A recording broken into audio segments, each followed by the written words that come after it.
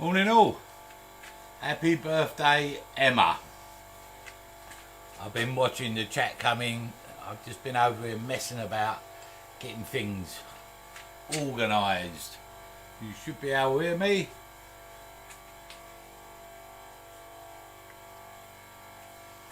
Quick look at what I've missed.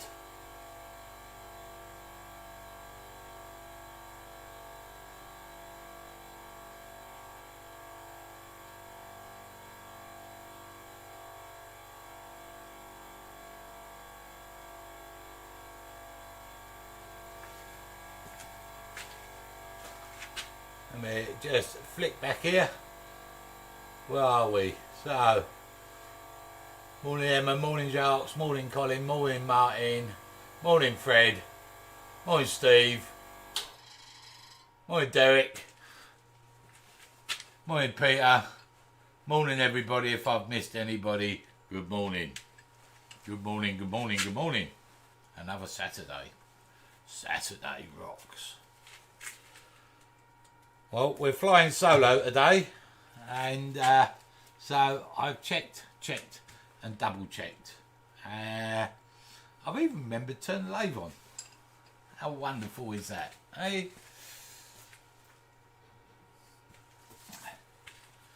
Yeah, you got my head in the camera while I'm diving around and pushing buttons and hoping it would all work. I got my fingers crossed.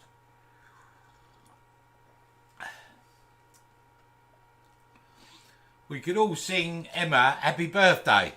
It'd sound a bit like this.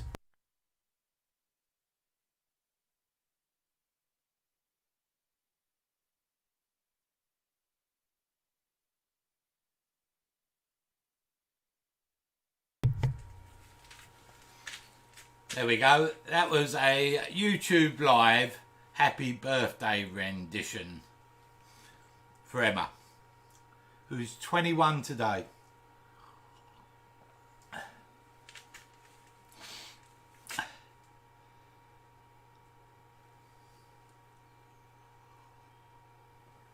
I'm sipping at me coffee because I come rushing over here because I had to tidy up first before I come over. What grind do I use on my bowl scraper? Right. I've got a scraper that's at 90 degrees. And what I do is I set the tool rest a little bit above centre, slide the tool in, and then lift the handle up so I cut on centre, raising the handle. But I've been using Simon Oates negative rate scrapers I've been playing with. Hold on.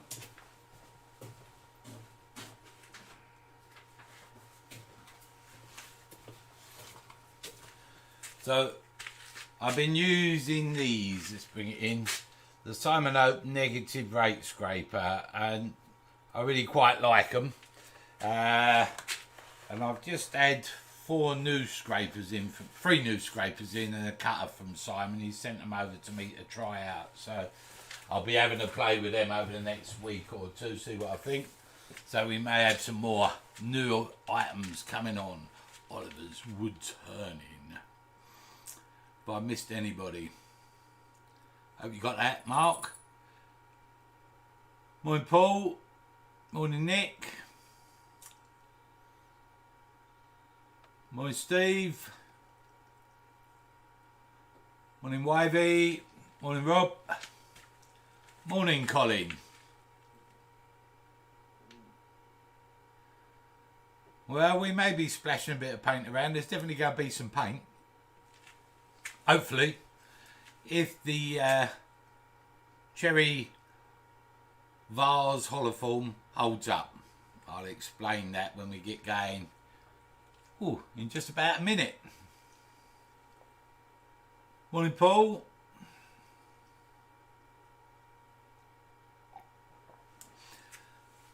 Mark, that's what I think Mike Walt uses, a 35 negative rate scraper, and he loves it. So I don't know that it really matters. There's loads of debates about angles on negative rate scrapers, but I think if you're just going down to a point at what angle, then it should work. Morning, David.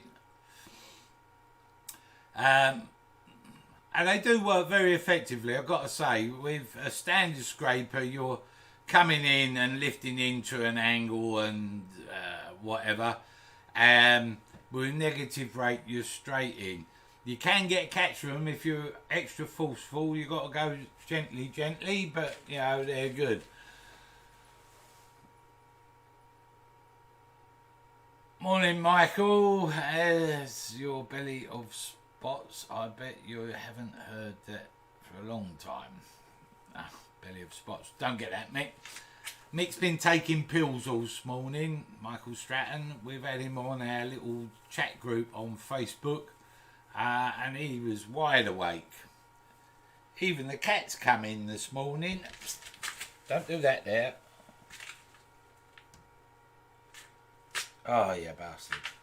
I've left some shavings under the lathe and the cats decided to come in and wee on them. I'll get the gun later and shoot it. Thinks it's so clever. I should have swept up. She's normally not allowed in the workshop while there's shavings on the floor. And I didn't do it. Right. So, here we go. What is it? It is Saturday morning. It is 10 o'clock and we're about to get going. Morning everybody I've missed. Morning Miss T. Morning the owner. Your belly spots. Still don't get it. Right, everybody I've missed because I was looking at the cat trying to kick it off the shavings. Didn't work. Good morning. Morning Mark. So, what we did last week, if we come to the old overhead, dink, what we did last week is we turned this piece of cherry into the shape of my vase. Then what I did last Saturday afternoon, I hollowed it and drilled a hole up. I did shoot a little live as I did it, so if anybody wants to look back at doing it, and it's crackerjack, you got it. Wants to look back how it's being done, there is a video left up. So I hollowed it, drilled a hole up through when it was this way round with this big chucking point at this end, drilled up through, and then tapered this base and glued it in to the bottom. I then brought the chuck up, because this end was in a chuck, this end was in a chuck. Put my reversing threaded adapter for a chuck in the tailstock, put it up and used it as a clamp. Clamped it up and glued it up. And it looks fairly secure. I've been checking it. What I would normally do and suggest you do is cut this bulk of wood off of here first so the air can flow through. Otherwise it could split and do all sorts on you. Well, because it's a log, it never dries out properly, so this is moved a little bit, as you'll see if I turn that on. And you can see that she's moved a little bit because I've got a little bit of side movement. But I've tried to allow for that, so I hollowed to about a 10mm wall thickness, giving me a bit to play with because I knew I was going to be truing this up on the outside. And I've drilled up through the middle there with a, if I reach over here, a small Forstner. So I've got a bit of meat on the sides to play with because I want to reshape this a little bit and get rid of these marks. Now what I've done at the moment is I've put the, whatever it's called, the wood support thingy. Got its name. So the steady, I brought the steady up and put that in place, brought the tailstock up, and our first job is to cut off this piece of waste wood at the end. Then we're going to reshape this neck because we want to get the piece in balance. Then we'll start tidying up. Now I've put all the support in because this is a glued joint. I use PVA and I've tested it, it looks pretty strong, but we never know, and you've got to be exceptionally careful if you use a technique like this, because if you go and get some sort of major catch, there's a good chance that that joint will give on you. So bear that in mind. So I'm going to bring my tool rest up here and use a parting tool just to clean this chunk of wood, waste wood, off the end, because we don't need obviously a chucking point at that end anymore. And I did have a nice long parting tool somewhere which I was looking for earlier. There she be, in the tool rack down below. So I've got a nice long 2mm fluted parting tool, and I'm just going to come in and carefully take this end off.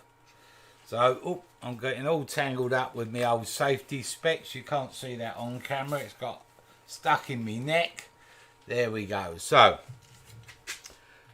just turn the speed up a little, and I'm just going to come in with this parting tool. I'm overlapping the cut.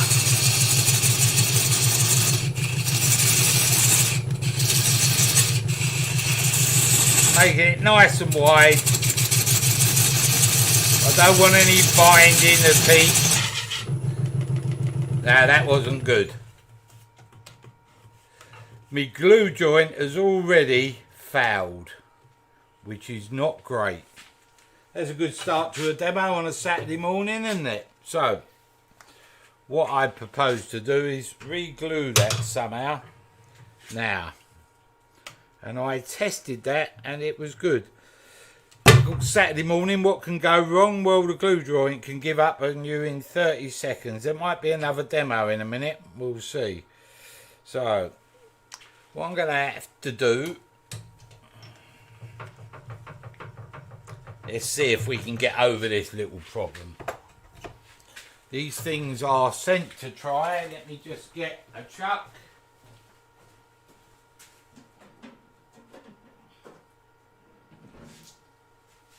What do I do with the other chuck with the jaws there? Right. So much for the PVA holding up. So I've got my chuck reversing thing in my towel stop. Weighing me chuck onto here.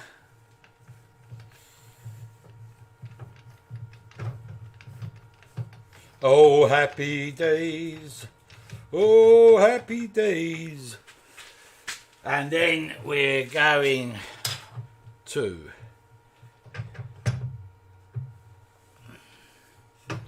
mount this in here. I'm thinking.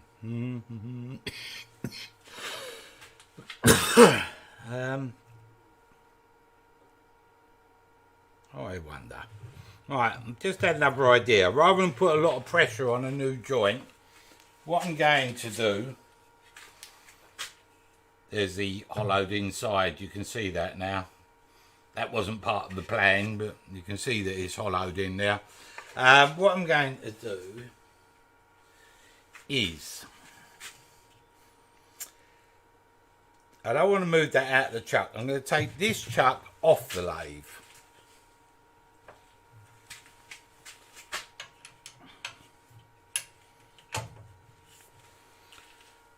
You wonder what he's up to. So do I. Chuck key. So I'm going to take this, if I can get it off there.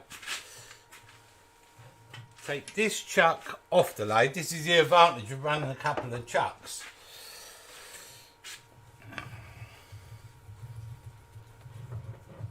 With that bit in, that comes off. I'm going to put this chuck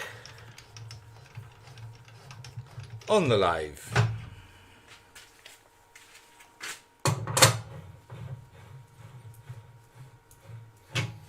There. I'm going to get rid of my steady because that's in my way. That's not going to fit over the chuck. I wonder. Let's see how near we can get. The idea is I'm going to put this in the chuck and part off, so I'm not putting any pressure on a new glue joint. So I can put that in this chuck. I was going to glue it and then try turn this off, attempt turning this off again, but then I just thought to myself, I was doing it, why not turn it around and part off now and glue it up again in a minute. Now for a bit of support,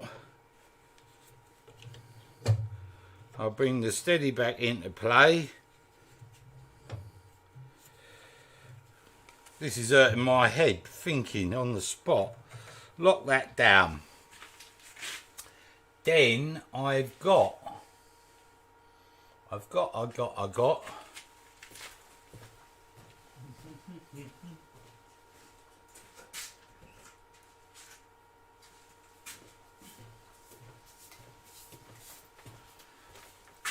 one of these things. That way to the camera. It's a live cone.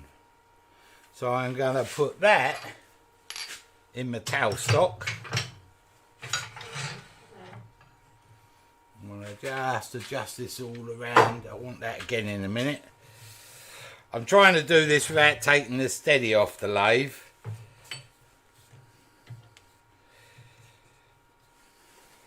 Improvisation. If this don't work, we're going to have a burning demonstration. How to burn. I'm not going to get close enough, right? Let's not mess around this. Get this steady out of the way.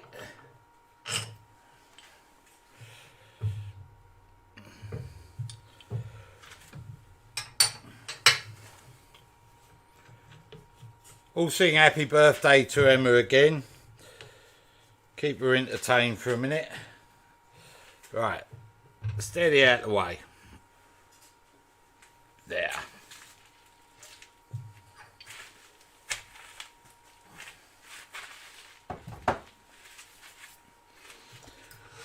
I can bring my tool rest down so I get maximum support to part this off.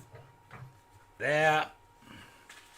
And I can bring my cone up into here to give us a bit of support. I'll turn the speed down, see if that works reasonably well.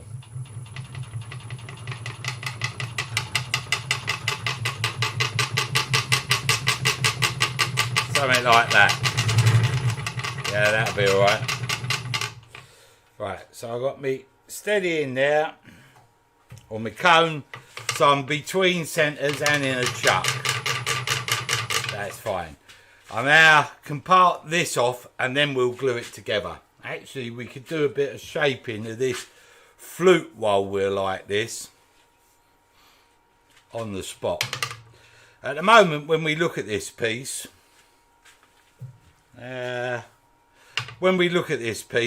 this head is too big for this bottom.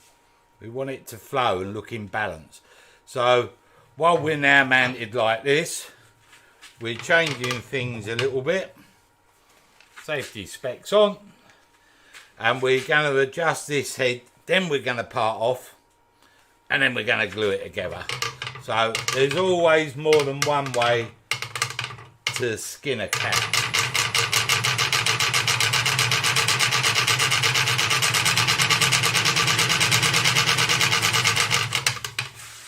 Maybe that cone's not the right thing to use. It's making a bit of a noise, isn't it? Let me just try something else. I'm just wondering if my live centre will fit right up through the middle.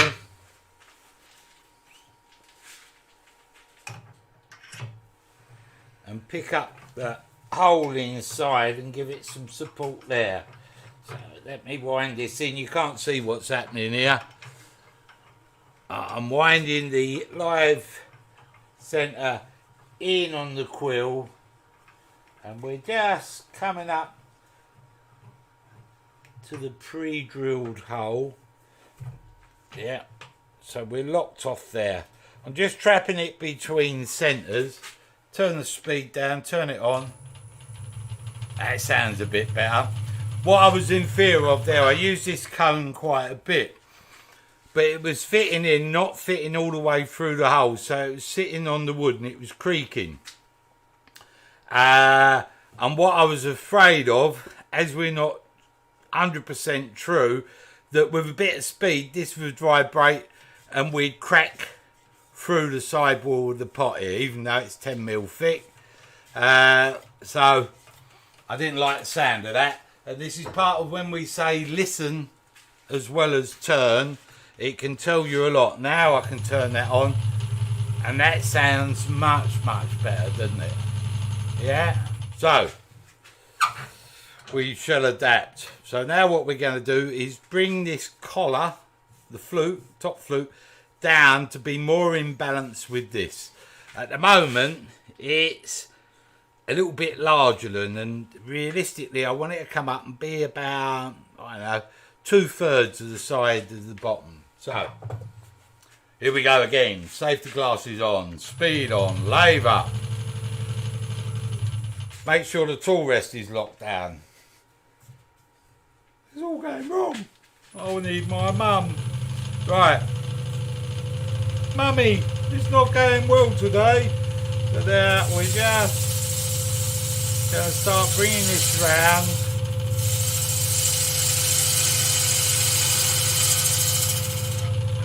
I'm just rubbing the side bevel, raising my handle.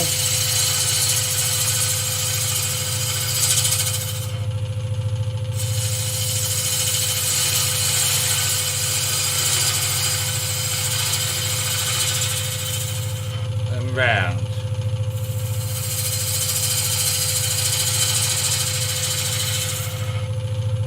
Sort of putting a bit of a twisting my body away from the lathe.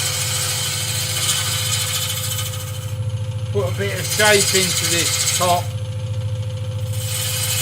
Just bring the sides down a little bit more.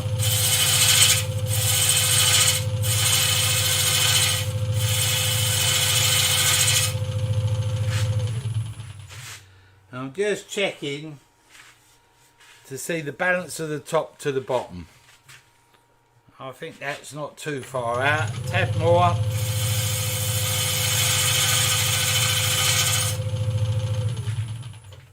think somewhere like that will do it. I'll bring my tool rest up and now I'll just shape into here.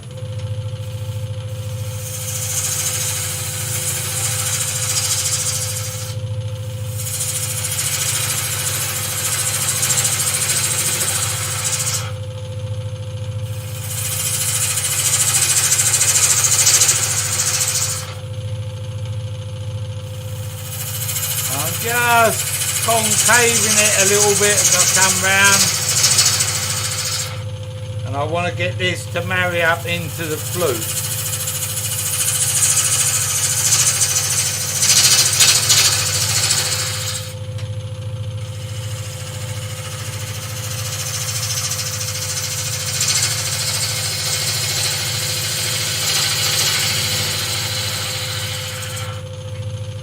See, I'm not spinning it ultra fast, we're just running at about 800 RPM.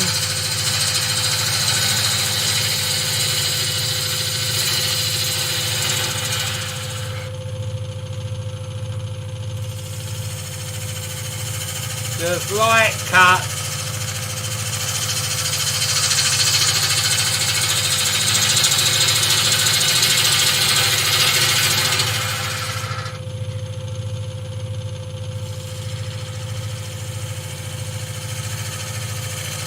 Just want to remove that bulk at the bottom.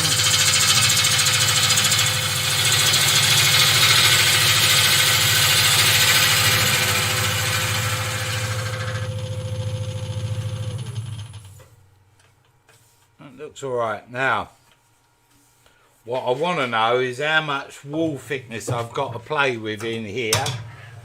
So let me just move that out of the way. Get my measuring device, and this one now is no use to us because the head's too wide. It won't go through the little hole.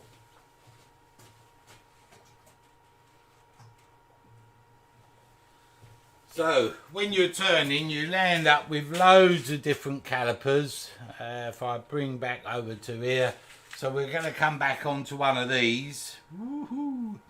Because it's straight, that should fit into my hole, hopefully. He says, hopefully. And if this don't fit, I've got another one. This is a spring one. Will that fit in? Yeah. Now that fits into my hole. Let's move my quill overhead. Right, so that fits in my hole. I want to get my quill out of the way. Ooh. I think I've got sort of 10mm plus to play with. But before I start turning away and find out I haven't got 10mm to play with, because none of you would want to see that, would you? We got then a little pot and a funnel. There'd be a lot of gluing up, wouldn't there? We'd be gluing it everywhere. I'm just bringing this up.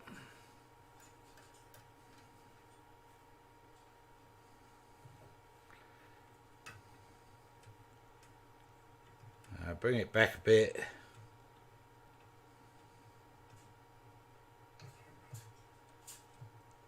That's roughly where we're at. Now, because they're sprung loaded, I can bring them apart, bring them back, and that shows me how much wall thickness I've got to play with. So it's about 10mm. About. So we look, I'll get the measure on there. Oh, it's a bit over, it's a bit better, a bit more for us. We've got about 12mm to play with. So now I'm mindful, I've got 12mm to play with. I'll put that caliper over there. We'll need that again potentially in a minute.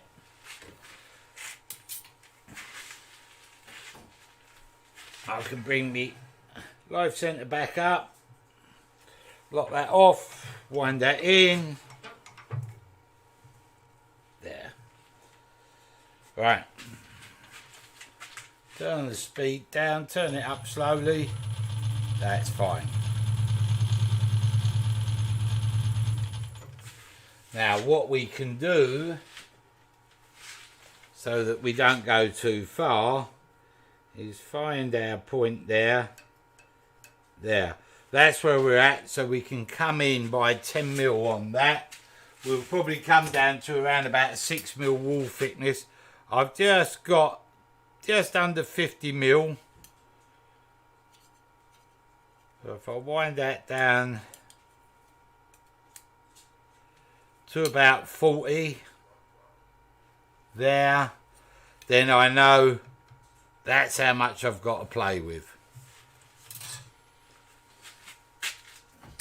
Okay, back to the turning. Bit of speed into it, and we're just going to come round, pick up the cut, lean forward, now start leaning away.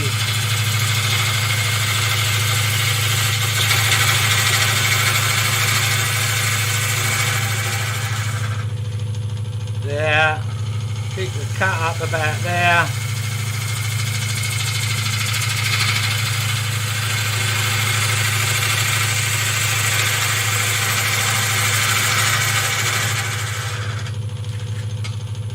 Come in, I'm just rubbing the back of the bevel, slide the bevel down the wood, and when I think I want to pick the cut up, I just lean my handle towards the lathe just a tad to pick up a real fine cut.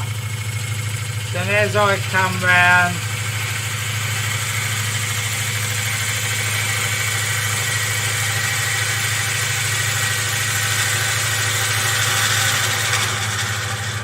I can come down, check me grain, check the wood, and check me size. I've got plenty to play with still.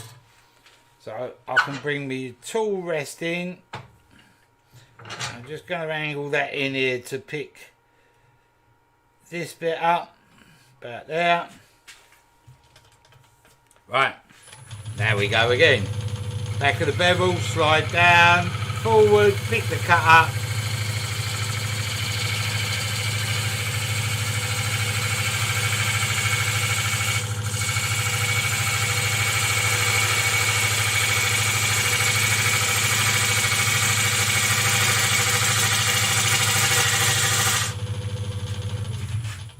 That there. We'll do this in stages because I want it to look reasonable. I don't want it to look reasonable, do I? I want it to look smart. That's what I want. Hold on, put the tool down while you're adjusting the tool rest, Oliver. Don't be a plum. I'm just going to bring this back the other way. And I'm going to start tidying this bowl up here and up. And we're going to part off and then glue it together as a after thing. What I'll try and do is use super glue on it. I'll probably just sand off the old PVA, but we'll sort that out in a minute. We're making it up as we go along this morning, people. Tool rest is a little bit high for what I'm doing. Stop the lathe. Just bring that down. That's it. I don't really want to touch the bottom at the moment till it's glued up. So I just rub the back bevel. I've got to take the movement out of it.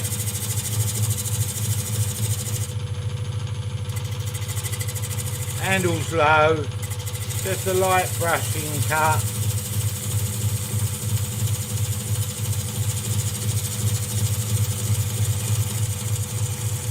And I'm just bringing it in. I'm looking over my shoulder at the camera to make sure you can see what's going on. If you can't see what's going on, shout.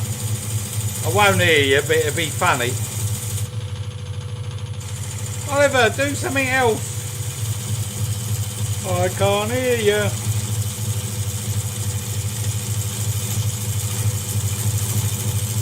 When you do something like this, you realise, did I really do it at 10mm? Find out in a minute.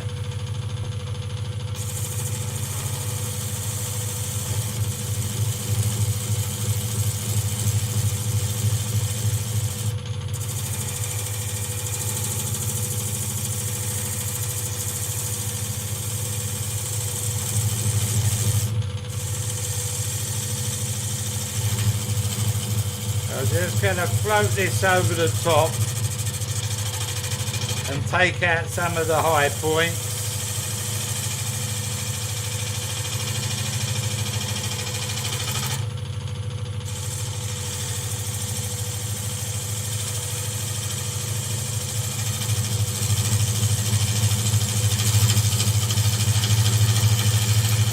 I'm taking really fine cuts because I don't want to take too much off as I'm getting rid of high points in case I want a mil or so of wood to reshape it a little bit in a minute. I'm looking on the opposite side of the wood on the horizon, so I look over here so I can see my shape and see what's going on. I've got my big toe crossed over my next toe because I can't cross my fingers and turn.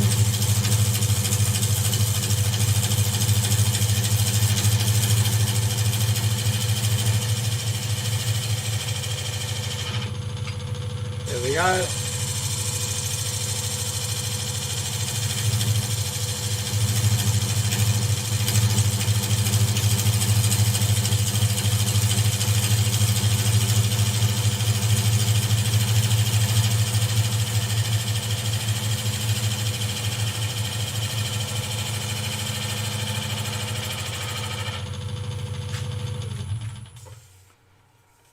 Right, okay.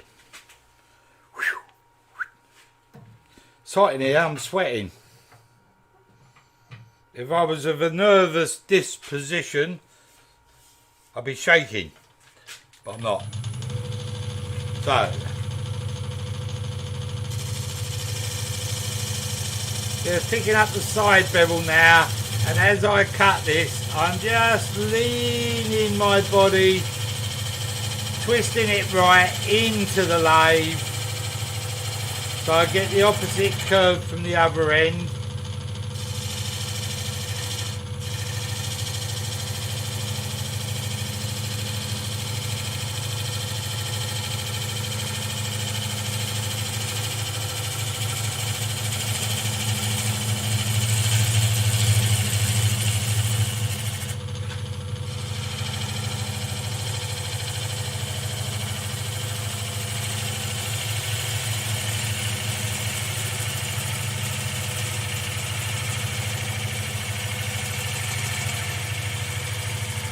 Now this is the beauty of rubbing your bevel. If you rub your back of your bevel, just here, on there, I can come down, pick up the cut by literally changing the orientation of the tool. So I rub the back of the bevel, I can slide the bevel down, twisting my body into the lathe, and as I want to pick the cut up, I can literally squeeze my hand and just tilt that gouge a couple of mil towards me, and that applies the cutting edge.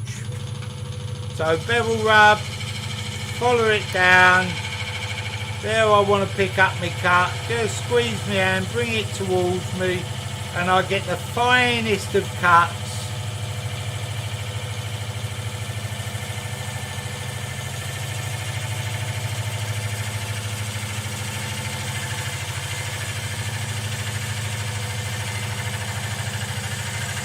I don't know how well you can see the cut on the camera, but I know that it's cutting. I can see the dust. It's real fine stuff, and I'm sort of burnishing the surface as I go with the bevel, so it's leaving a real nice finish on the surface of the wood.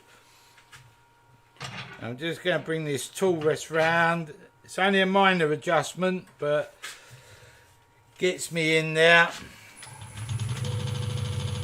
Back of the bevel, a little bit towards me, just pick up a fine cut.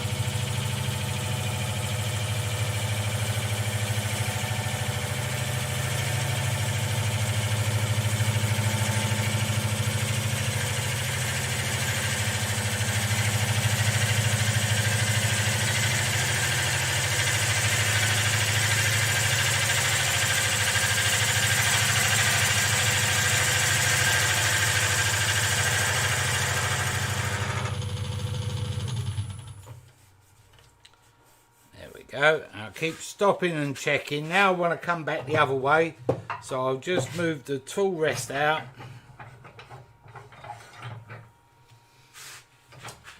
Get over here and take a bit of this off.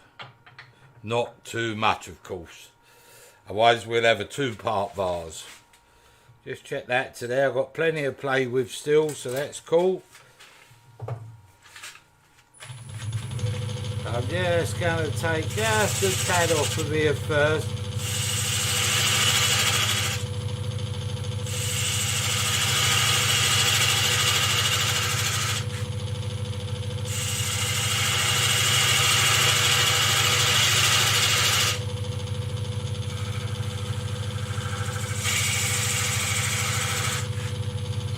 I'm going to pick it up on the flute, come down, much the same as before. Feed the gouge through my fingertips.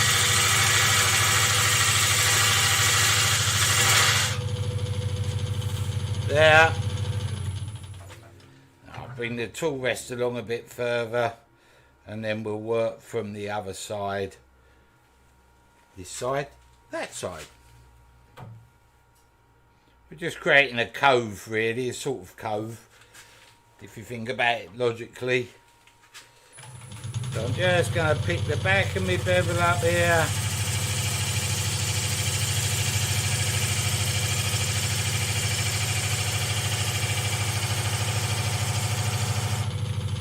And pick my back of my bevel up here.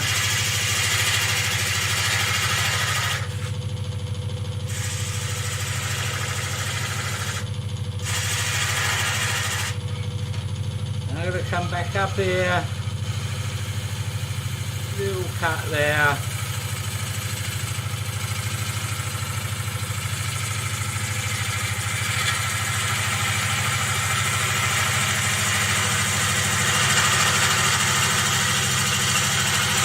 As I come down, I just roll my wrist a little bit to expose a bit more of the cutting tip. And there I'm probably around about 40, if I had 40 mil, 42 mil, 43 mil. So now I'm going to come back this way. I've just moved my tool rest, make sure nothing fouls.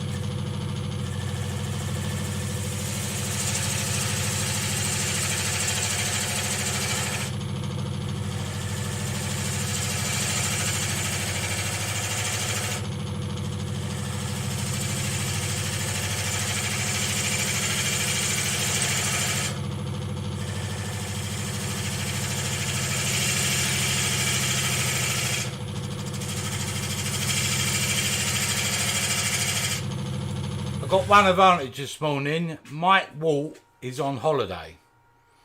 At this moment in time, if Mike Walt was with us, he'd be having his fingers crossed that I take one cut too many and it becomes a 2-part vase. So I could join his 2-part club. I don't want to be a member. I want to keep this as one. Keep it as one, boy. Okay, so come back. Pick the cut up.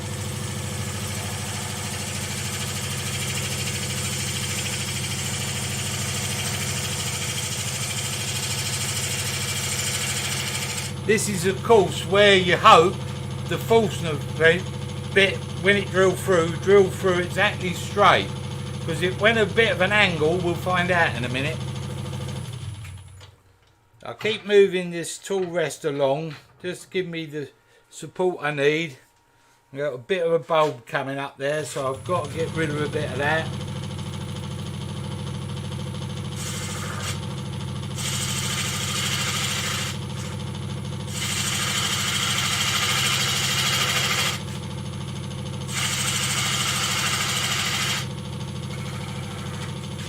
I'm just off the back of my bevel, following my curve.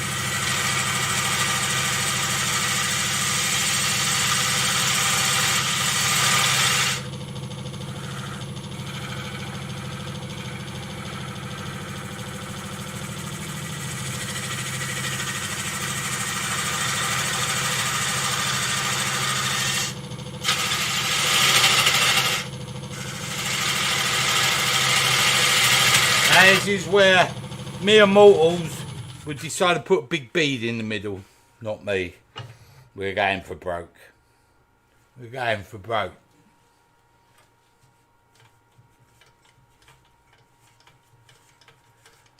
Mike Walt's been and gone. He snuck in. Morning, Kevin.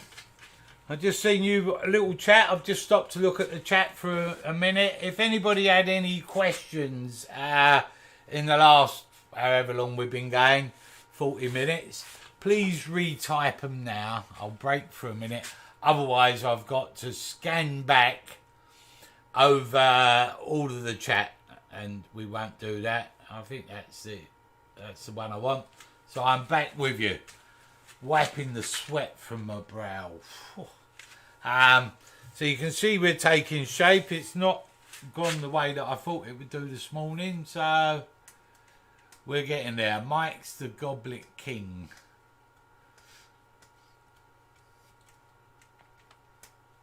Yes, people, don't forget the thumbs up. Very important. Morning, Jennifer. Yeah, Joseph looked very smart in his school uniform. Evidently, I heard from Karen there was a bit of a row at his school yesterday. They've given him the smallest class in the maths block. He's got 27 kids and no way of keeping a 2 metre distance.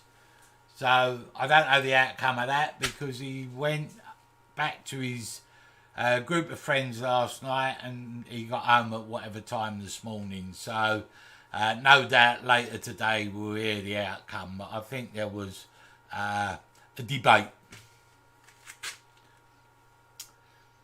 I'll have to buy him a little cap with a badge on it for school, won't I? I wonder if he'd wear it. Am I in the shop this afternoon? No, Derek. The shop is still shut. I will probably be mowing grass or painting weatherboard. So if you wanted to pick something up, you can give us a ring afterwards and we can organise something. You can pop over and pick stuff up. But the shop as a shop is closed. And realistically, with all the numbers that are happening at the moment with this coronavirus, I don't know that it's going to be open this year, really. We've now got, I think yesterday, 1,900 new cases. We need a percentage to see how many people they're testing and all the rest of it. France is up to 9,000 people a day. It's not looking too promising, really, to be fair, is it? So, yeah. Morning, Stephen. Morning, morning. So, looks like no questions. I'm drinking cold coffee. Just an order, not a pickup. Oh, you can place an order and I can send it. Yeah, no problem, Derek. You can do that by all means. Right, coffee down. Safety goggles on.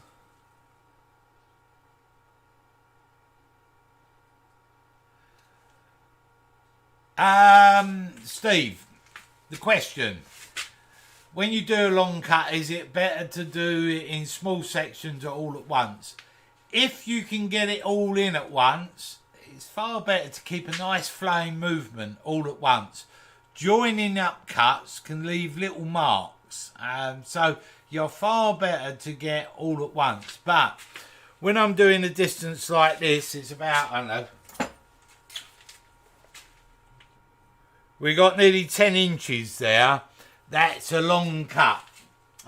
So I'm breaking it down to get my shape, just picking up the cut. And because I'm rubbing the bevel in the way that I am, and then just finally moving, I'm not getting a joint line. Obviously, I've got this line here that I'm getting rid of. But rule of thumb is if you can do it in one pass, you're going to get a smoother cut. But you know, it can be done in two. It's whatever suits you, really. If you do it in two, get the bevel rubbing, not rubbing, gliding, and then pick the cut up and see if you can do it. The idea is you don't want to see tool marks. A lot of sanding other than that. So, while we've stopped, let's come back overhead. We're now down into our 40mm mark there. So that we won't go any further with. Still solid enough, but we won't go any further with that. So we just want to remove some of this waste here and get this just to flow into itself.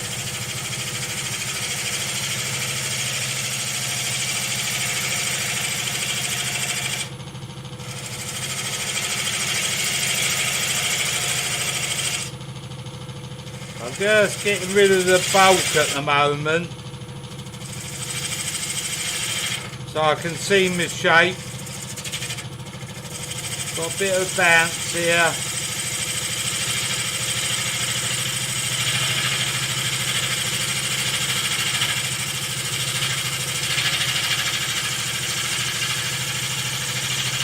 Looking at the horizon, I can see the taper. So I just want to come round here now, pick that up about there.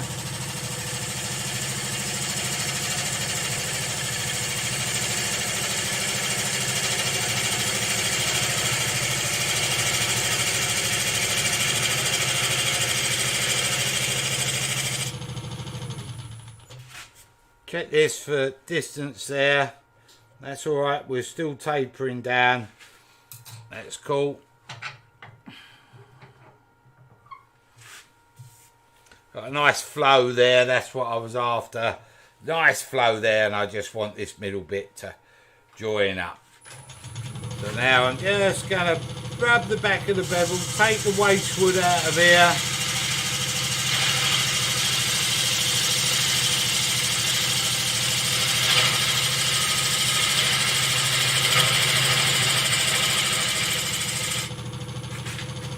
come down on the back of that, pick that up.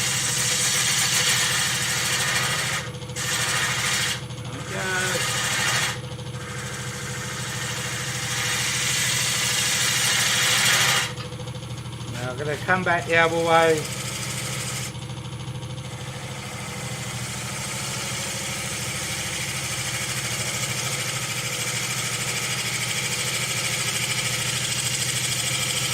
All fine cuts.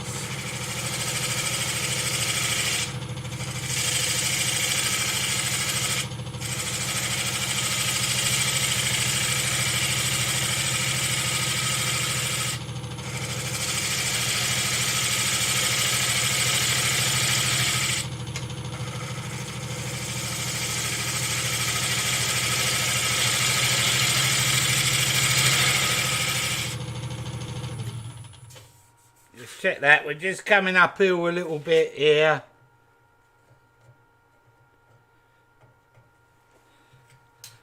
And it looks like we've got a dreadly crack in the wood just here. Just on the top there, I don't know if you can see that in the thing. So where the wood's dried out, it's cracked. We might have to feed that a bit of super glue in a minute.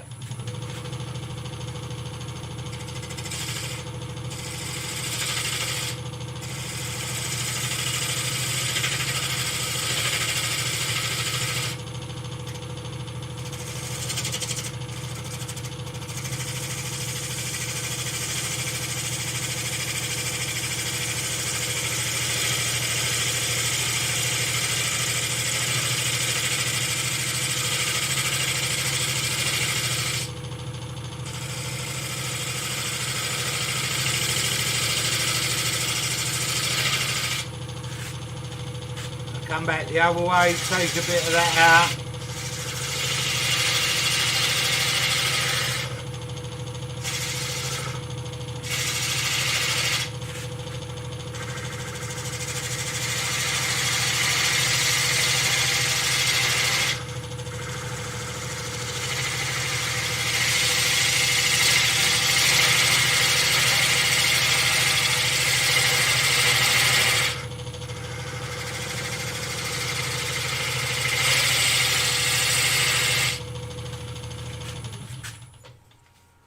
A bit worried about this crack now that we've got here, so what I'm going to do, just for safety's sake,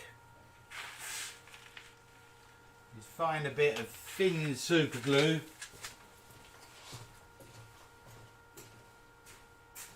I've got some thin super glue here somewhere.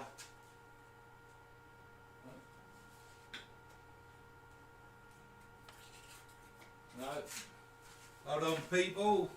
My thin super glue's gone missing. Handy part of having a shop. Never out of stock. So a bit of thin CA. I'm just going to feed that little crack. A bit of thin CA.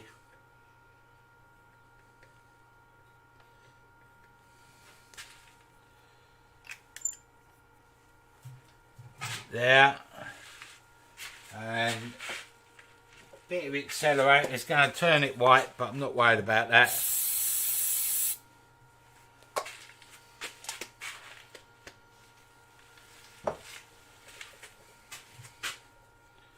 That should hold it. Check where we're at. We've got a bump there, so we want to just get rid of that little bit there.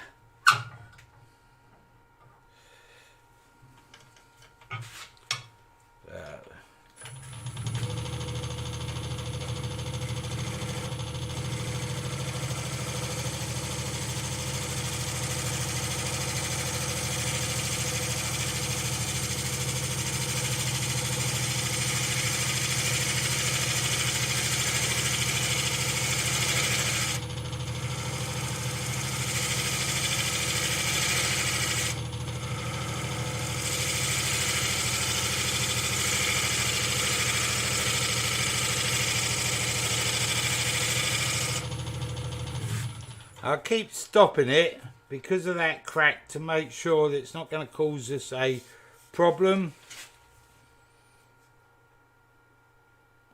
Make sure the wood's sound. And make sure of our measurements. We're on our 40mm there. Just a bit below there. So I've just got this bit to come out of here.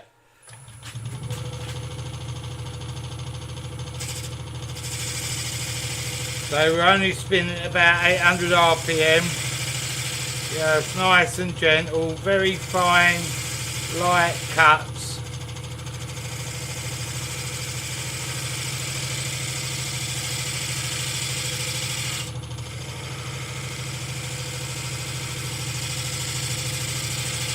Just in case we've got our measurements wrong.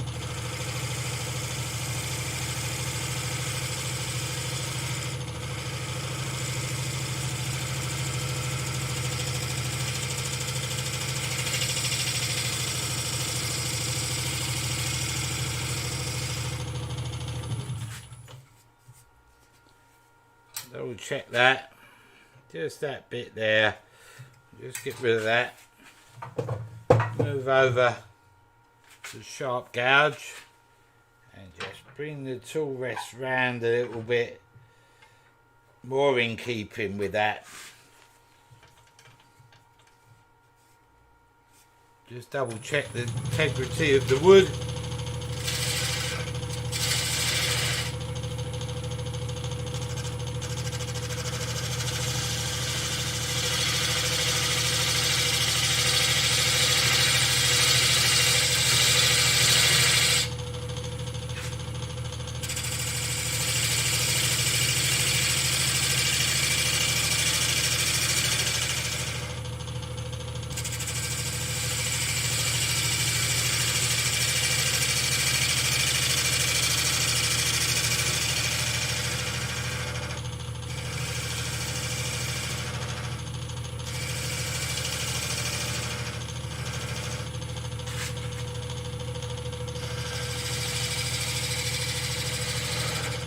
Just laying the side bevel on, just blending them into each other now.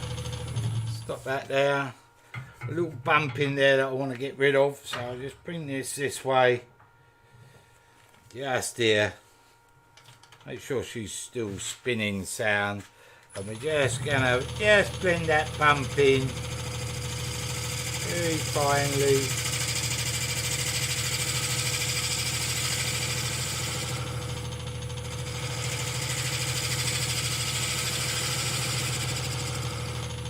There we go.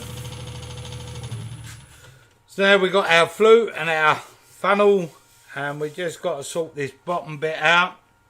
So what I'm going to do now is bring this around. I don't want to touch the base where I've glued into, because we want a bit of support there for the glue. So I'm just going to bring this round. I can check over the tool rest. Nothing much out, but enough that it won't look right. So we just turn that, and then we'll give it a sand up, and then we'll part off. So get my gouge in hand, and I just want to pick a cut up now. Can you see this on the camera yet? And I'm just going to bring my curve back the other way. Just brushing the gouge along at the moment.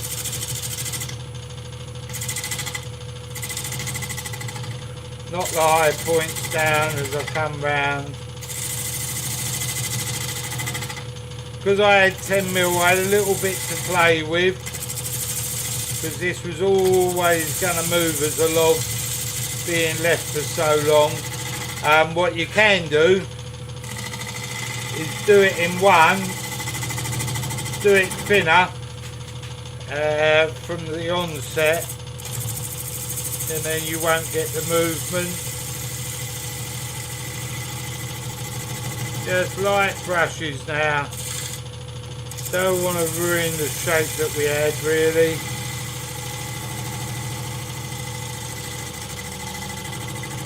I was quite pleased with the shape. Some people might not like it, but that's fine. So back of the bevel, start moving, handle forward just a little bit.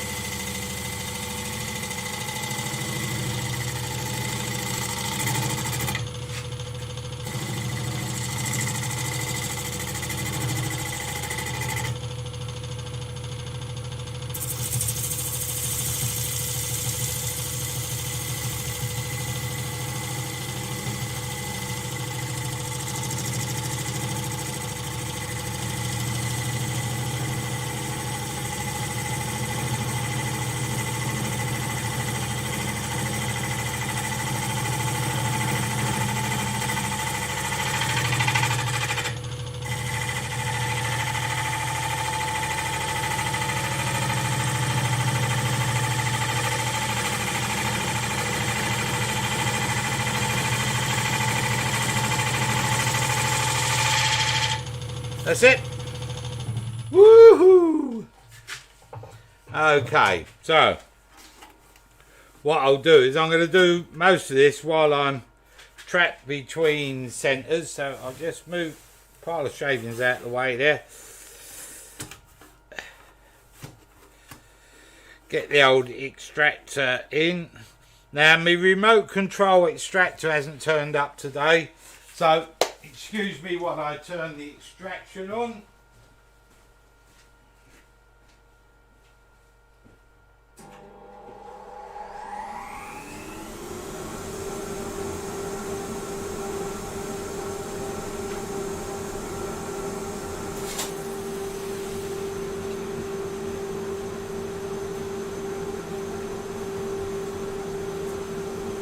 Right, I'm back. I have extraction. There we go. So, are we all happy? What's going on? More happy birthdays, Emma?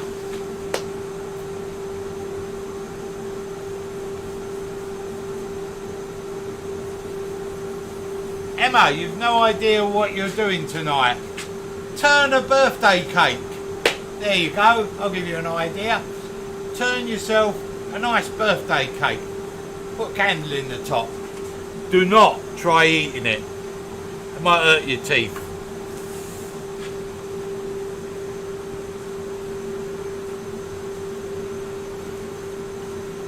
Right, okay, so this is the boring bit. We have got to do a bit of sanding, I'm afraid, because we're going to colour this. And if we colour it and we haven't sanded it, it don't look very good. So I'll try and make this as quick as possible. But obviously while I'm doing it, I can look up at the chat, at all your smiley faces, and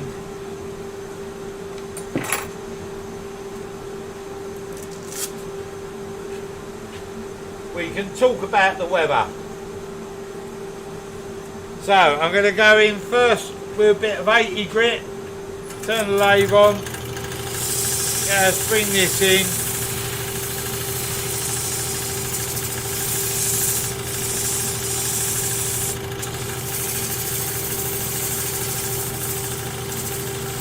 This could do with spinning a little bit faster, but because of that crack, I'm not sure the integrity of the wood. Let's have a look. Shame about that crack. Alright, what I'm going to do is turn it on, drop on a face shield, see if I can turn the speed up a little bit.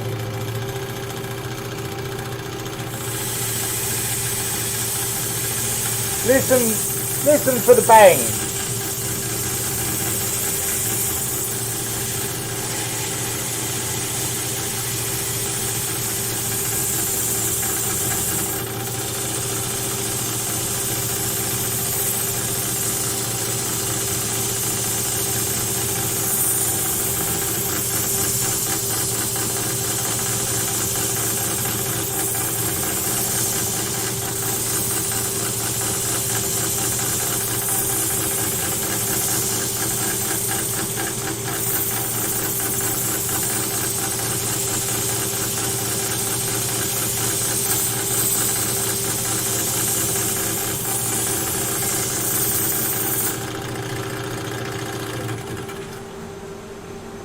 Something's going.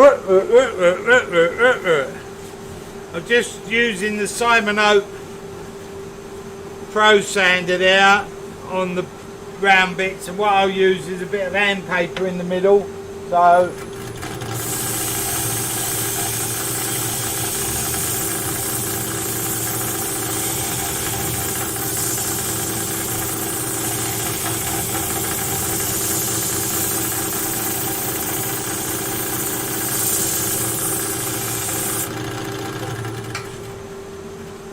I just had a little mark on the bottom, that's gone. The old cherry sands really quickly, so that's an advantage. Now, I had,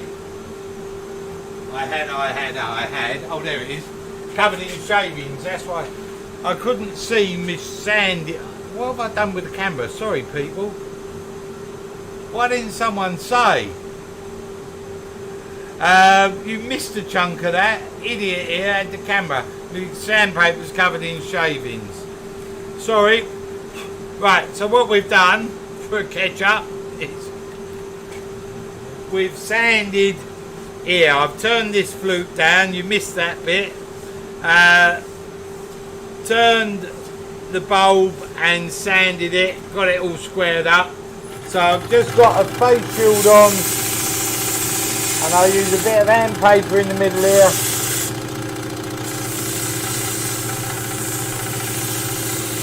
Keep it moving as I'm sanding.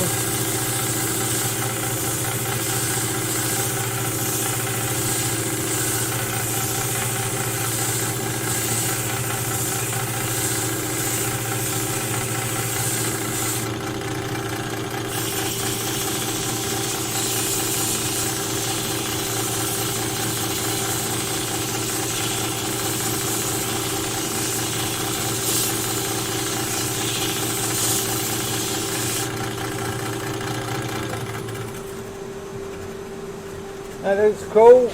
Okay, so now the rest of the grits are quite quick.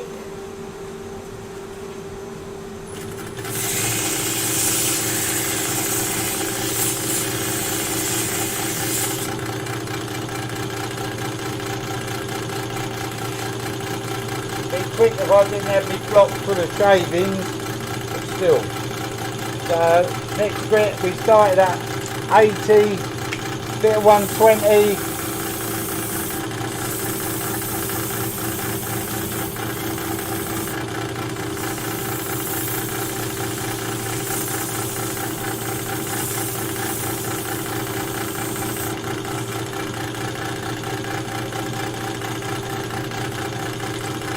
Bit of 180.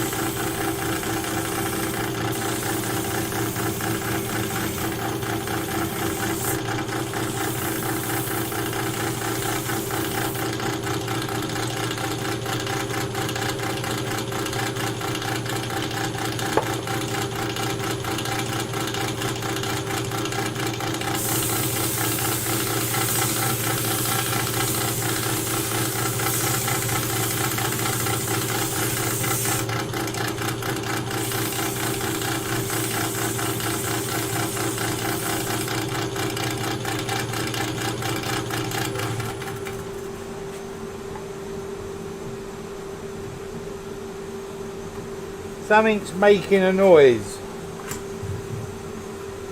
and I think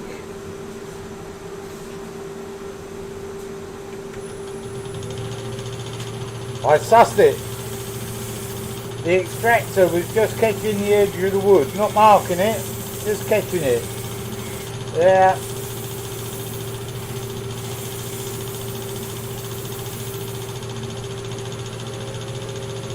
That was 240.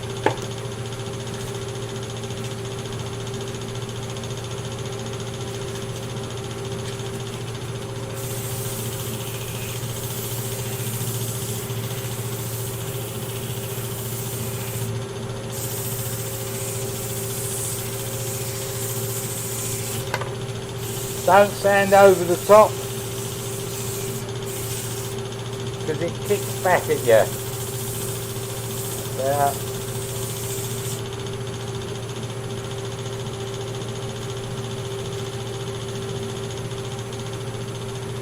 320.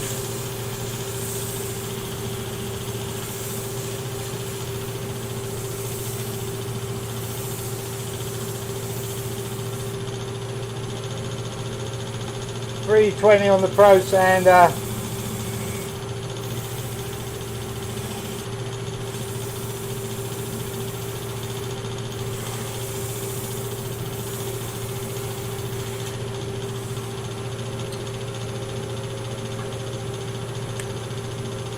And a quick 400.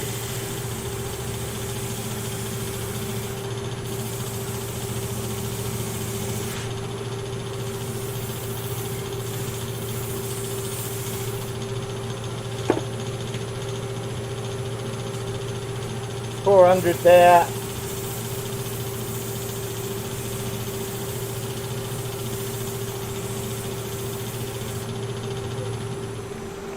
Sealed off. Right. So now what I'm going to do, because of the paint we'll be using in a minute, I'm just going to wet the wood. So it's just a light spray.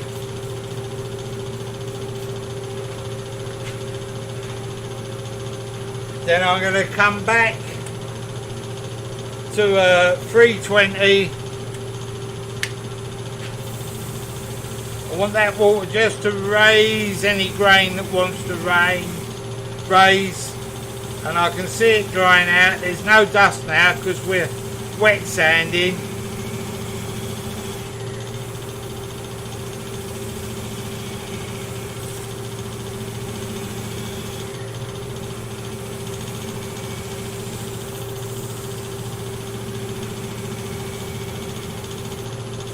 There, the neck here.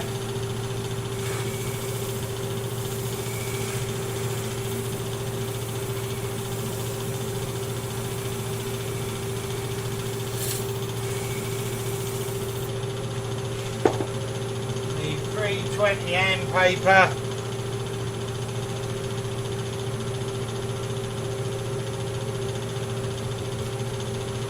Which can't find, it's that one. Into there.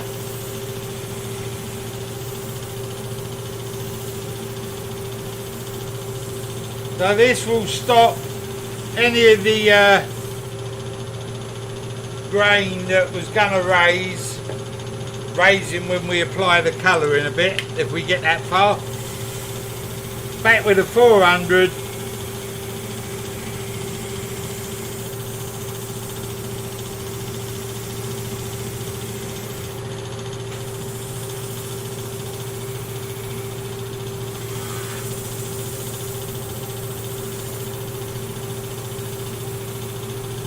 There, 400 in the middle.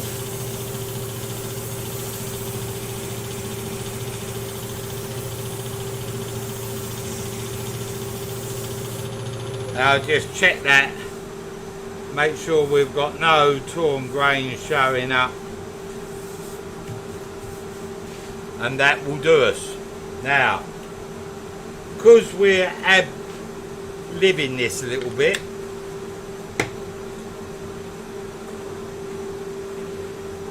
we've got, get rid of this box, sanding box,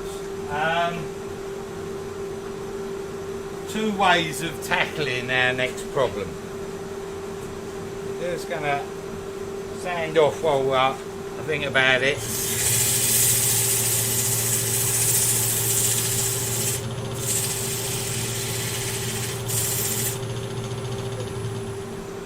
Get rid of that PVA, a bit of it. So, I've got to part this off. I've got to glue the base on. Then I've got to turn the flute to match the rest of the piece, hollow it out. So, we've got to hope that the base holds on. They're going to be fine cuts. What I can do when I'm parting is part down at more of an angle to get us nearer the thing. So what I think we'll do for the parting, the glue joint coming apart weren't great news, to be honest. I put plenty of PVA on it. It's had a week drying out and it didn't really work well. So, with the glasses on, what I'm going to do now is turn some of this waste down.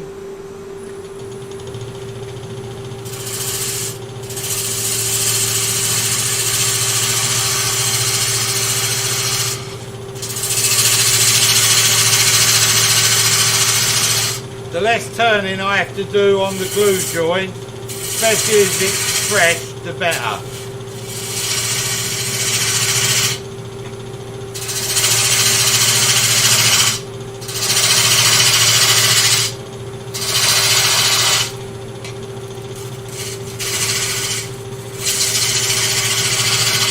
So I'm just rubbing the back of the bevel.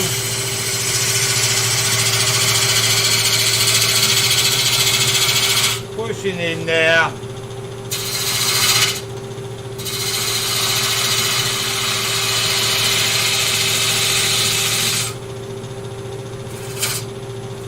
That was no bevel rub, that was a straight on the tip, no good. And what I'm going to try and do is make a cone coming down into the wood.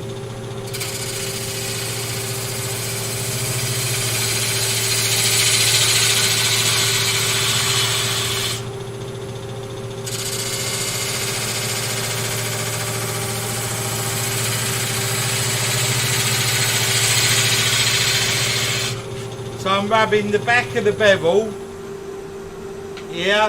back of the bevel, raise my hand forward and then pushing in and twisting back. And the idea is I get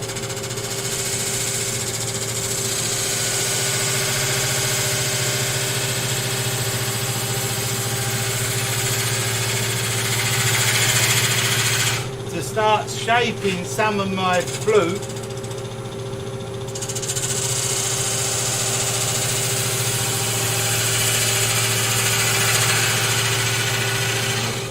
before I'm on a glue joint, and I can't get in there enough on this chuck realistically.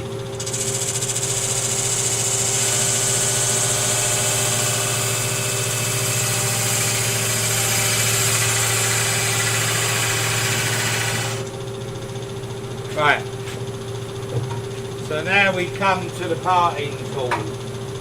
So what I'm going to do now is part down in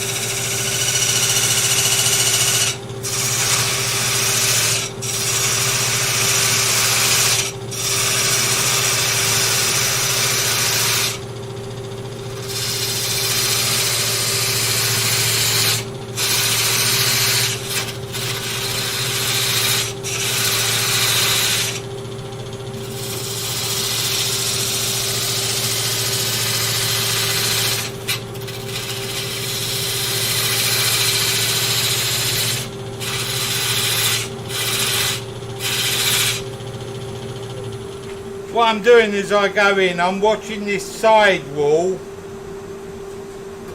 here, so when my parting tool comes in, it's sort of following this line. Obviously I don't know exactly where this hole would have come up to. I'm guessing that I'm sort of beyond this rim, so I'm going to find the hole at some point, and then we'll glue it up.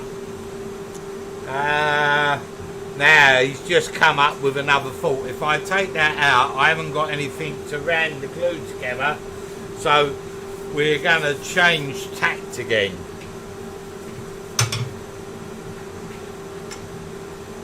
I just thought about that as I was doing it. I thought, if I pop that right off, I've got nothing as a clamp to clamp that up.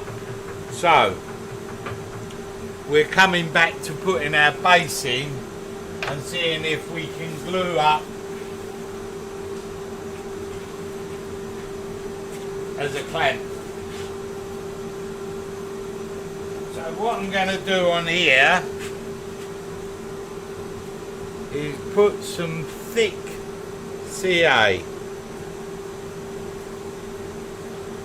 quite a lot of it,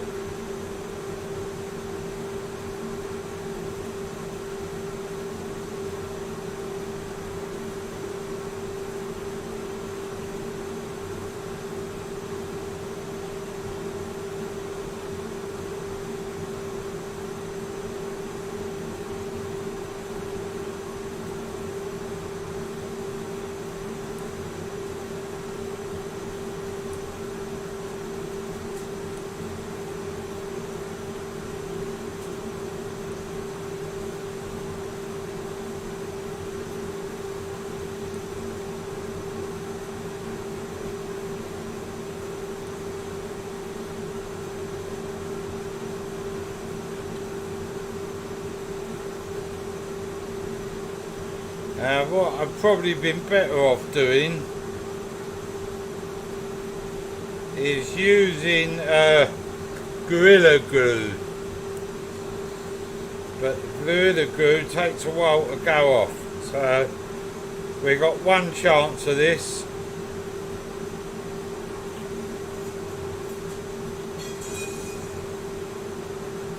Fix CA.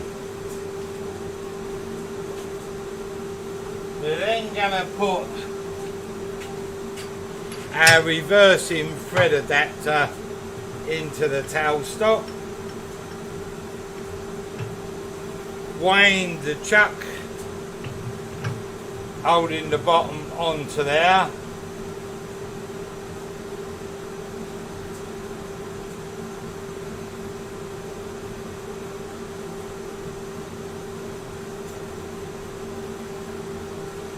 Bring it up,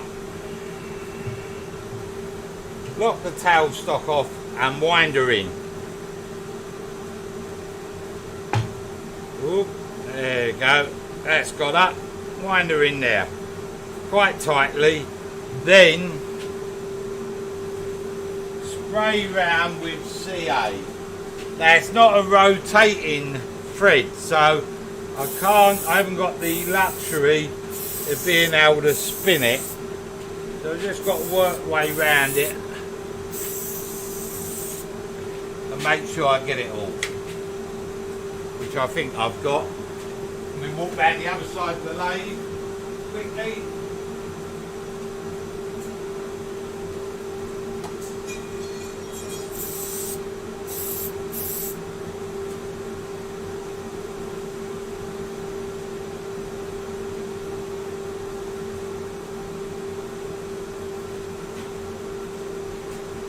Over here.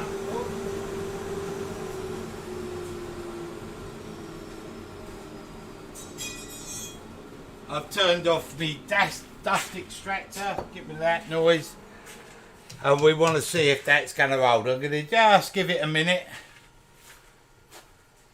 come back, remind me to turn the cameras around. Right, so we are now attempting to glue this bottom again. And what I might do is run a second rim of CA. I'm going to give this a minute, take it out of the chuck, put a second rim of CA in there.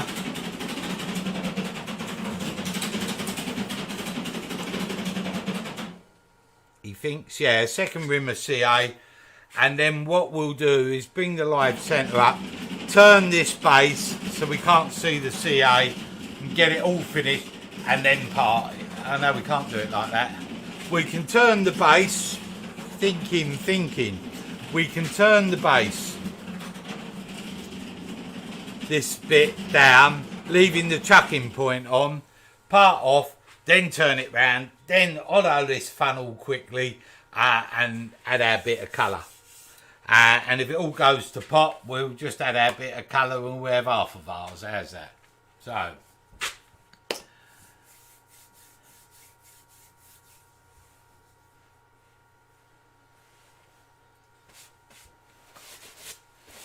we're all good. I can see the chat. Don't know what's been going on. Hope you've all been having a good time and behaving yourselves.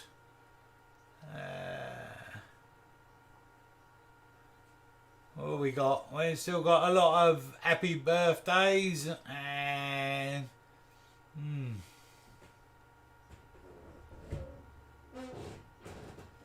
yeah. Okay, so we're all good. Sounds like a plan. Yeah, I hope it comes together. Yeah, I won't forget to turn the camera on this time. Note to self, check. I've got two monitors. What I'm going to have to do is get another bracket so both monitors are hanging off of the frame directly in front of me. Then, because I look up and I can see what's going on. At the moment, the other monitor, which OBS on, which shows me what's happening on the screen for you guys is right over to the left. So I have to turn my head sort of like this and look over there. And on your own that don't work. So I'll order another bracket when we've finished. And then I'll have both monitors in line of fire. I must buy a couple of spare monitors as well. You're only getting half of me, yeah? You're only getting half of me because I keep moving off here. I'm only waffling on while I'm letting the glue dry.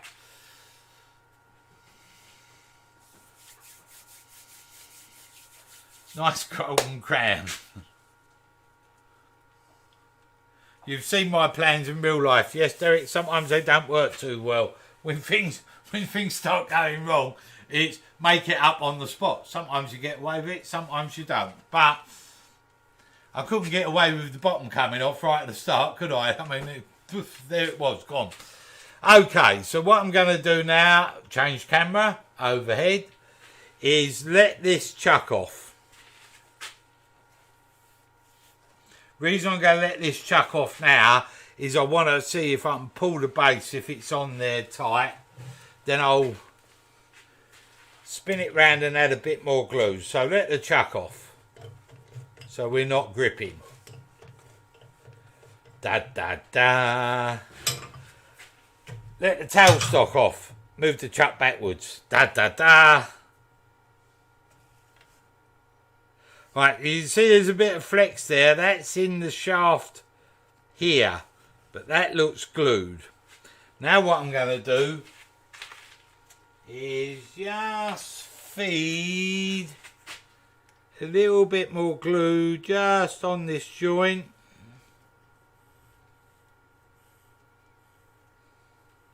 This is not ideal by any stretch of the imaginations to have a glue joint when you're colouring like this, but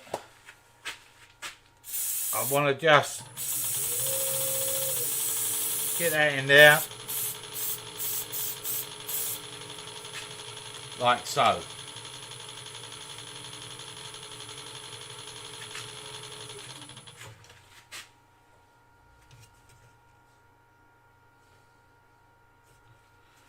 Let's put a bit of pressure back on that with that second layer of glue. And what I'm going to do is bring in a live centre, turn this away and tidy up this glue in here. It's overspilled glue. Turn this base away and make it just like a little foot. Then we'll come back to this end, part it off carefully. Then hopefully we can remount that into that chuck. Do I need to remount that? Yeah, I've got to remount that into that chuck so I can just turn out the inside here carefully.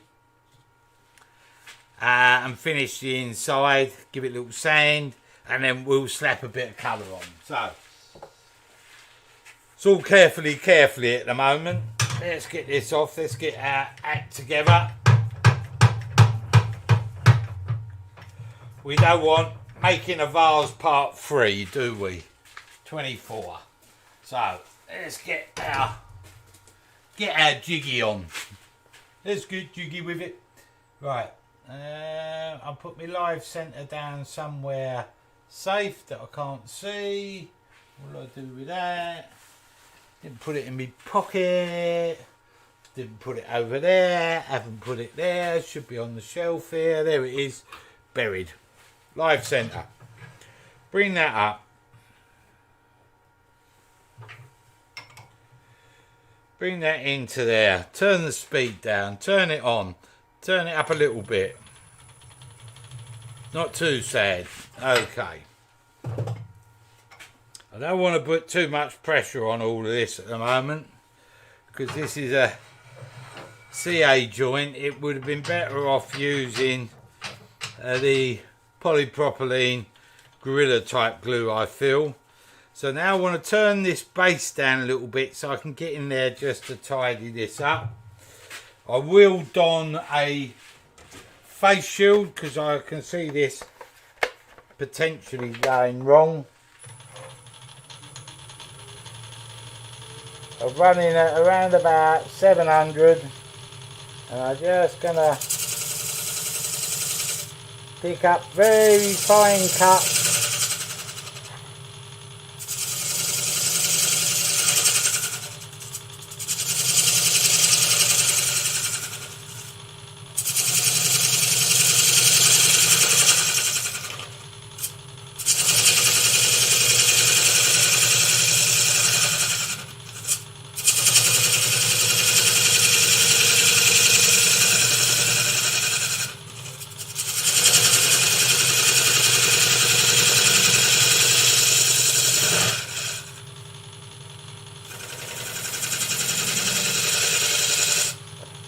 Come over to a smaller bowl gouge if I can find it. There we go. I've got a little quarter here.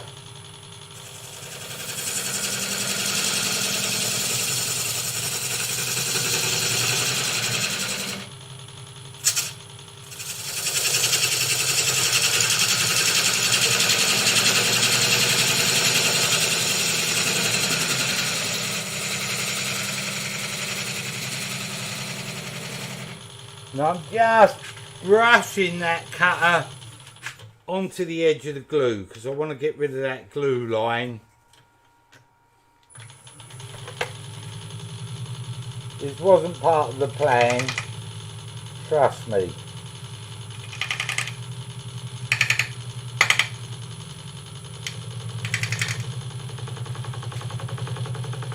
Right, so at the moment the super glue's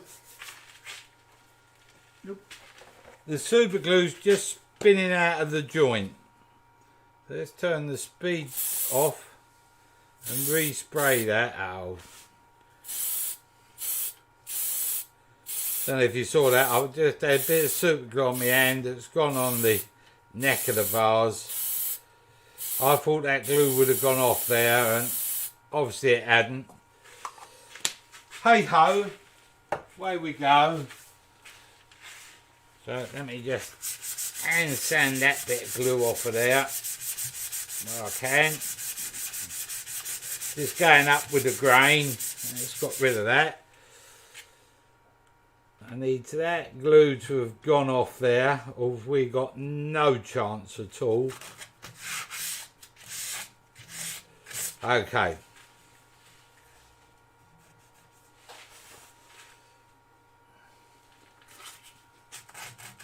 The reason I know the glue was wet, I see it flick out over my tool rest.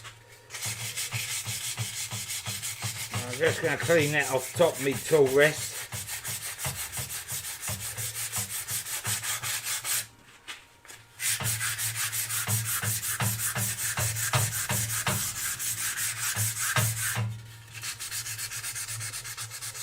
Off top of my tool rest, that keeps that clean. Okay. So, shield down, turn that back on again.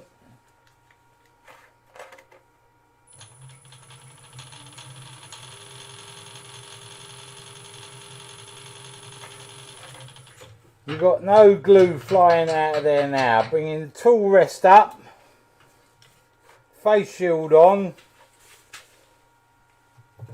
small gouge, very fine cut.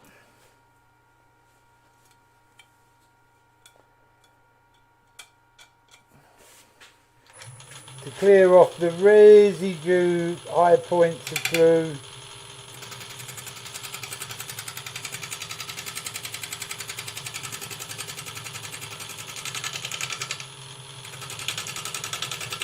That are sprayed off.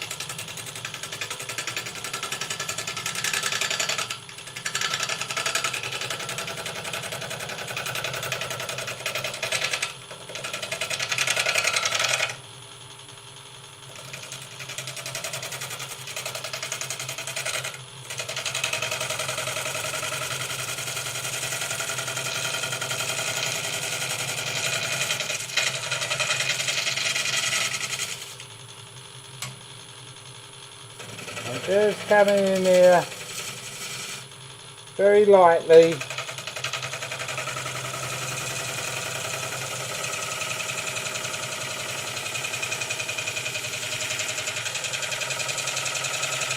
rolling the tip over.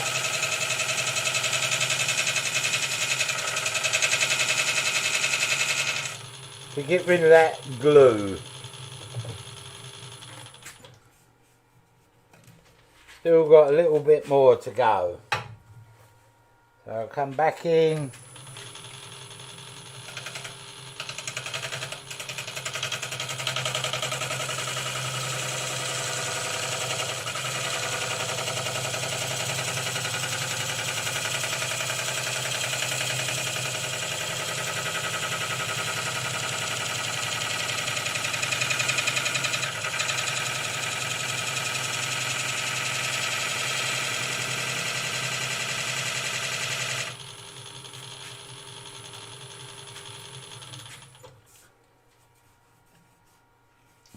That's got rid of the worst of the glue. Now what I'll do is I'll just get a bit of sandpaper in there and sand it off. In normal circumstances you'd spend a little bit more time with this because it's all about not seeing the glue joint. So let me just come in here, shields down.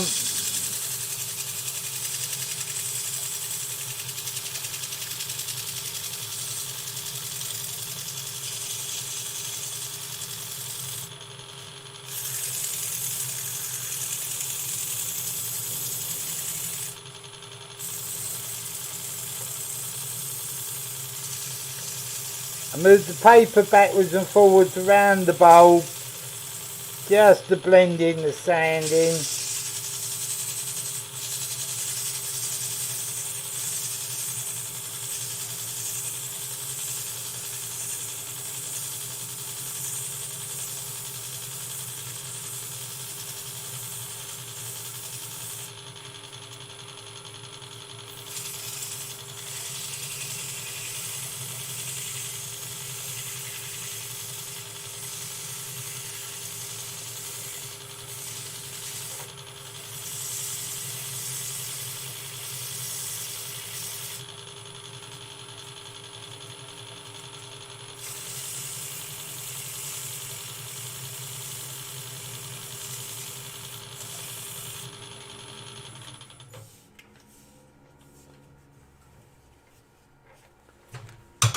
Take that away from there. Right. That looks like it's stuck, but it's not the cleanest joint in the world. So realistically, if I was doing this properly, I'd probably part this off and do this joint again. But we ain't got time for that. So we'll bring the towel stock up. There.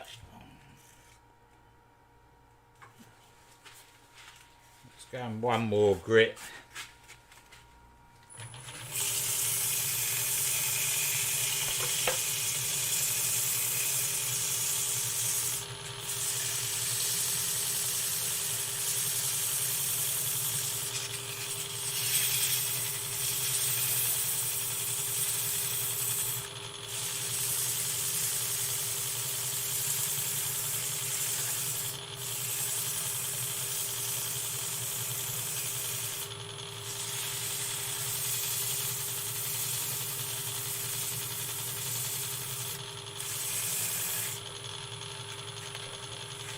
That'll do us.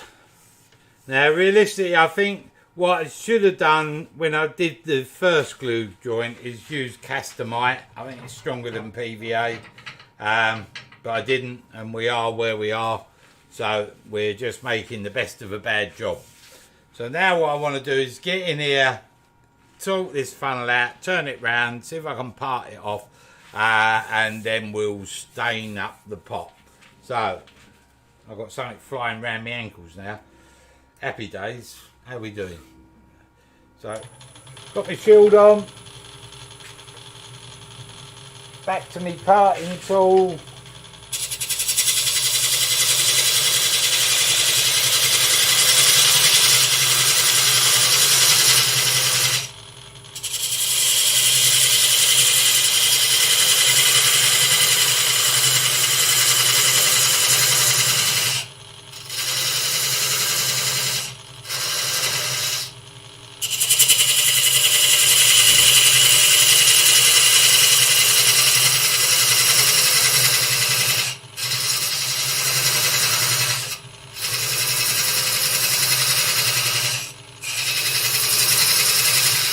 Now as I'm parting this, I'm doing it quite wide.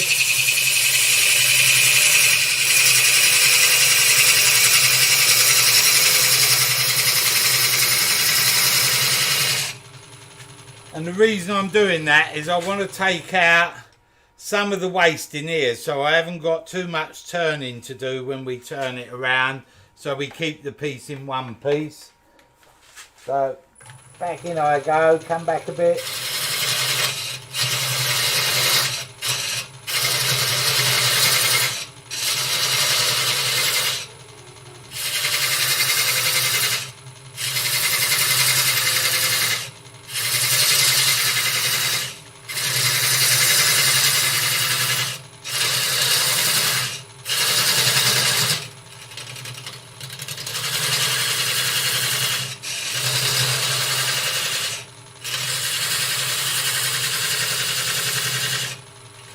Just feed the parting tool in. Nice and slowly.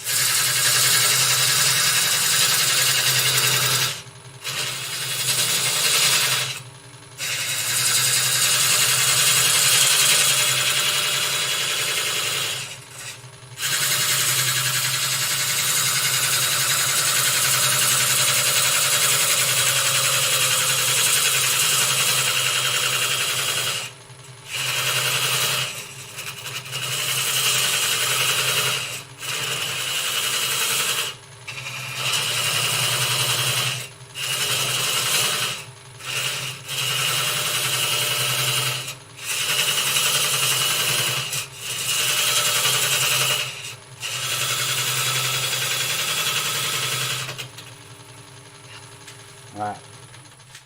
Okay, that's taken a chunk of that off. Now I've started to sweat. I'm getting near to where I'm going to part through. So what I'll do now is take this out of the chuck at this end and reverse it over. Sing amongst yourself. Okay. Let that off. Support that with that hand. Bring that over. Put that into there. Now, it don't look like it wants to sit in that jaw nicely. So I might bring the other chuck up. Let's see. No, we're not sitting into that jaw nicely. It sat into the first jaw, okay. So I'll put the other chuck on this end because it was sitting in there all right. But this set of jaws, it's not sitting in so well. Ooh. Get rid of that chuck.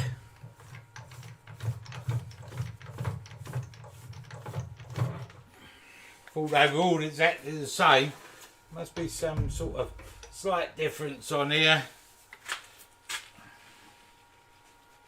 So go back onto the chuck that we had that base on, this one. Lock that in there. Now see if we can bring this around and do that up so it sits in there nicely. Chuck key.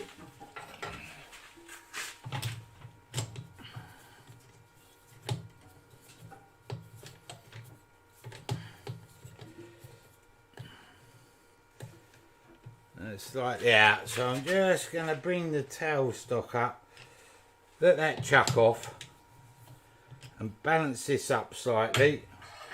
I want to get it spinning as good as possible. Bring that up, give that push into there, then lock me chuck down, and then hopefully I'm somewhere near it.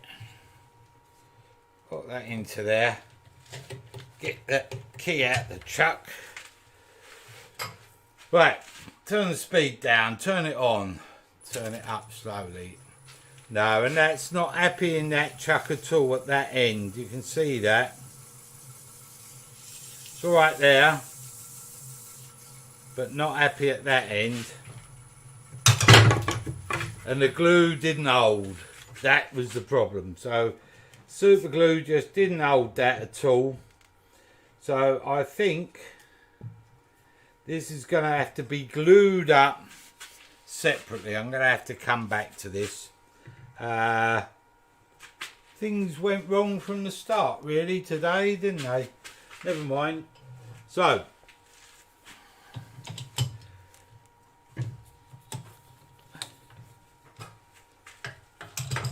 what I've got to do is glue this up. So I'm going to clean all that CA up, put some castamite in there and clamp it up.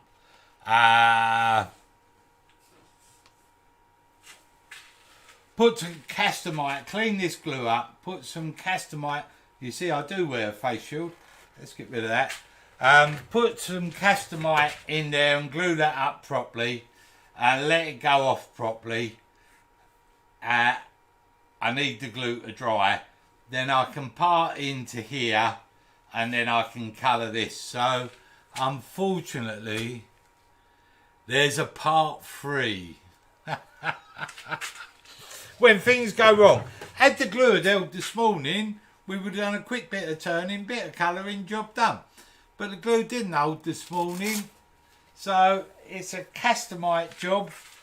It will get glued up when I turn the cameras off. That's life. Not life threatening.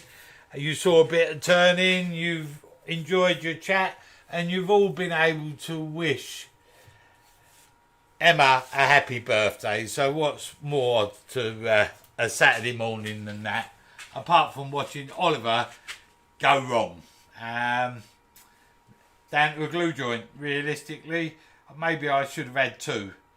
See, look, that was the stick now, but I know that's not stuck right, so I'm going to pull that off of there.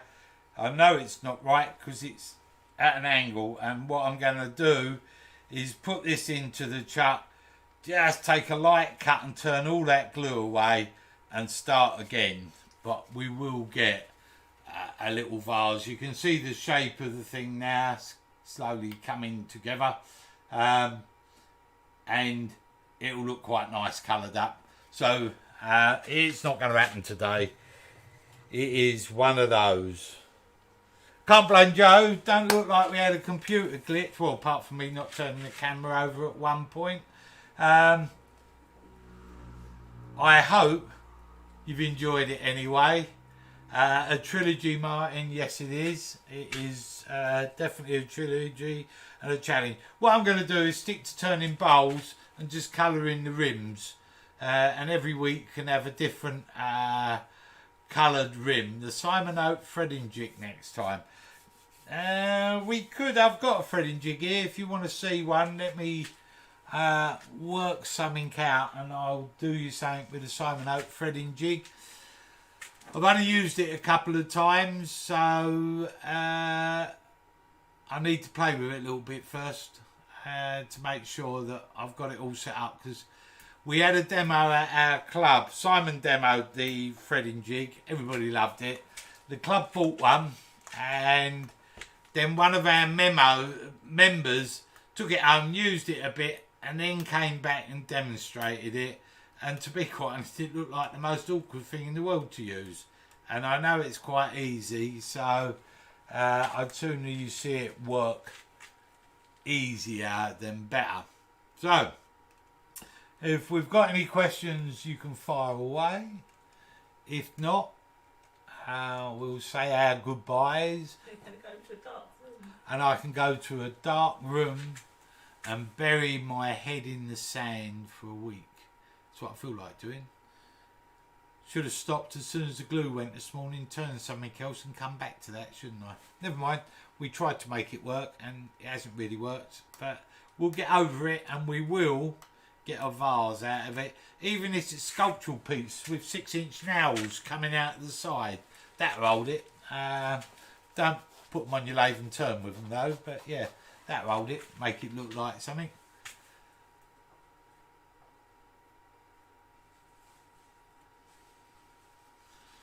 David, I strongly believe the mark of a true professional is not their level of perfection, but how they deal with their mistakes.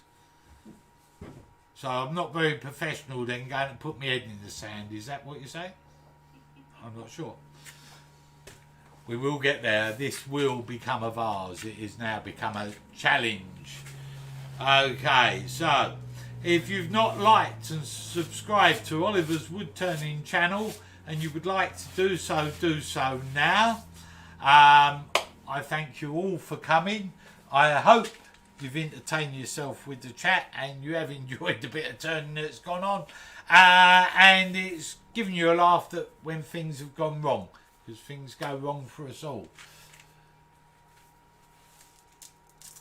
Yeah, well worth, James. Do you think I'm joking? I've got 6-inch nails and it could be in there. I'll show you how to do something sculptural.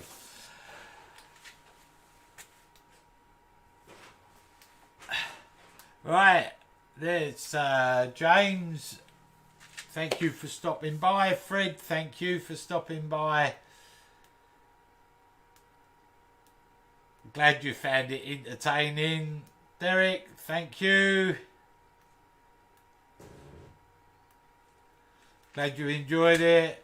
Leslie, thank you. I'm glad you've enjoyed it. Thank you, Dave. It's kind of you to say so.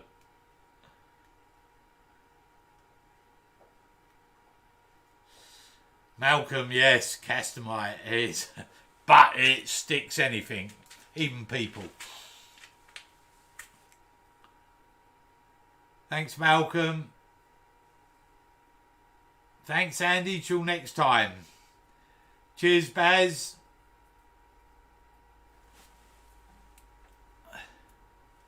Cheers, Martin. Thank you. Goodbye, Jennifer. Thanks, James. Kind of you to say so. I don't feel that way quite at the moment, but hey ho, that's life, isn't it? Thank you, Robert. Glad you've enjoyed it.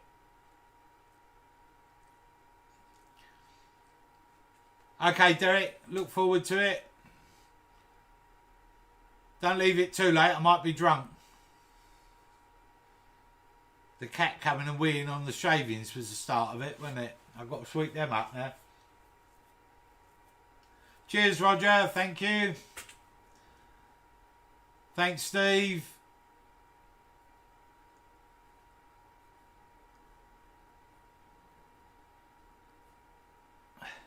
Thanks, Paul. Yeah, it does tickle our resolve, but we're not going to give up. That is going to become a coloured vase, even if it's a jigsaw puzzle in multi-pieces. That could happen. Trust me. Wouldn't take me a lot. Nasty bit of cherry. Why was that standing by the door? You're going to kick someone up the rear, Derek. I wouldn't do that if I was you. Might hurt your foot, mate. At your age, you might not be able to get your leg that way.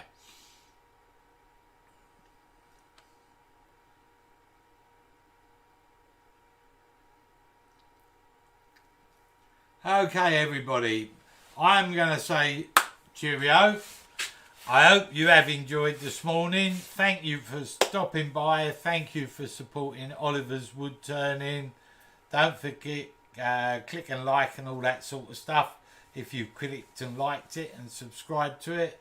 And if you haven't, say the Vive. Oh, the cat. Yeah, the cat's run. It knows it's going to get a kick. Yeah, nice little cat. Right. Great, Terry. Glad you've enjoyed it. Okay, everybody. We're ending another Saturday on a low note. Or a high note for you, because it probably made you laugh. Bye, Paul. Take care, mate. I hope you all have a pleasant weekend. I look forward to you stopping by next Saturday for the adventures of Oliver. Ba, ba, ba.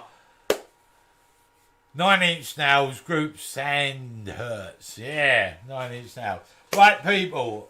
I'm off. Bye all. Have a good weekend. Goodbye.